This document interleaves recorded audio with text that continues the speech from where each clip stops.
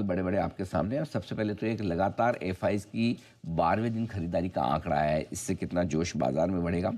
SBI, Kotak, Indian bank नतीजों के बाद चढ़ेंगे गिरेंगे क्योंकि बैंक्स के बड़े नतीजे हैं।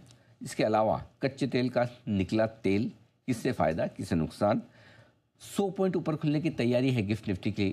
व्हाट नेक्स्ट, क्या उसके बाद भी मौका खरीदारी का है या फिर मिस हो जाएगी तेजी।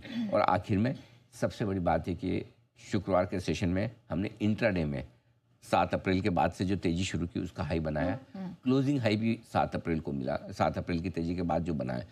तो इतनी चिंताओं के बावजूद हमारे बाजार मजबूत क्यों हैं, इसका भी आज होगा पूरा विश्लेषण। चलिए, कुछ बड़े सवाल हैं और ना सिर्फ अंतर्राष्ट्रीय बल्कि घरेलू बाजार से भी बहुत बड़े बड़े सवाल हैं जिनके जवाब जानने के लिए सर सबसे पहले तो एफआईआईज बिल्कुल काबिल तारीफ प्रदर्शन है सर, और इसी का इंतजार हम 7 महीनों से कर रहे थे। यस, कितना ये जोश बढ़ाने वाला फैक्टर है? बिल्कुल, इसमें कोई डाउट नहीं, जोश बढ़ाने वाला फैक्टर है। एफआईज की खरीदारी के आंकड़े बेहद दमदार आए हैं। शुक्रवार को फिर से एफआईज और घरेलू फंड दोनों ने दम लगाकर खरीदारी की है। देखिए, एफआईज की खरीदारी का आंकड़ा कैश मार्केट में 2770 करोड़ का है और घरेलू फंड्स का करीबन 3300 करोड़ का। नेट अगर आप मिलाकर देखें इंडेक्स और स्टॉक फ्यूचर्स, तो एफआईज की तरफ से खरीदारी का आंकड़ा करीबन 3300 करोड़ के आसपास पहुंचता है और घरेलू फंड का 3300 करोड़ पहुंचता है और एफआईज का 3200 करोड़, यानी कि दोनों की बराबर खरीदारी होती रही है। यहाँ इसमें एक बहुत इंटरेस्टिंग चीज़ है, एक बड़ी ब्लॉक डील थी शुक्रवार को 2714 करोड़ की और वो थी पीएनबी हाउसिंग की।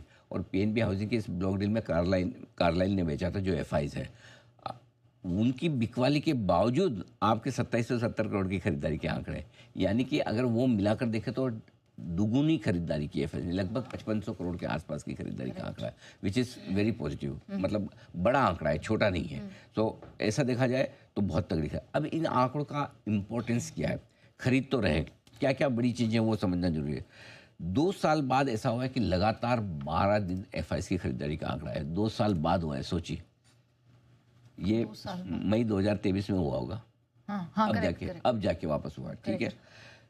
2 साल बाद ऐसा हुआ है कि एफआईज और घरेलू फंड दोनों ने लगातार एक साथ 5वें दिन खरीदारी की, जबकि वो टाइम से मतलब उस टाइम में कोई खराबी नहीं थी। उस टाइम तो सब कुछ अच्छा था, मिड कैप्स में एग्जैक्टली, तब तो मतलब माहौल ही अलग था, अलग ही माहौल था। करेक्ट। तो उसके बावजूद लगातार 5वें दिन दोनों की खरीदारी एक साथ आई। नहीं तो जनरली आज आप देखते ही हैं दोनों एक दूसरे के ऑपोजिट चलते हैं। अरे अच्छा, वॉल्यूम भी मैच करने की कोशिश करते हैं, अमाउंट भी मैच करनी, जितना तुम खरीदोगे उतना हम बेचेंगे, काइंड ऑफ। लेकिन बड़े लंबे समय बाद ऐसा दिख रहा है। और मतलब आप कभी कभी बेनिफिट ऑफ डाउट दे सकते हो कि एक का व्यू अलग है, एक का व्यू अलग है, लेकिन दोनों अगर बड़े इन्वेस्टर का व्यू एक तरफ एक साथ है तो कोई तो बात होगी। इन्हें कुछ तो ऐसा दिख रहा होगा जिसकी वजह से दोनों लगातार खरीद रहे हैं। और ऐसा भी नहीं एक आध दिन खरीद रहे हैं, ट्रेंड देखिए, ट्रेंड बनता हुआ दिख रहा है एफआईज की तरफ से।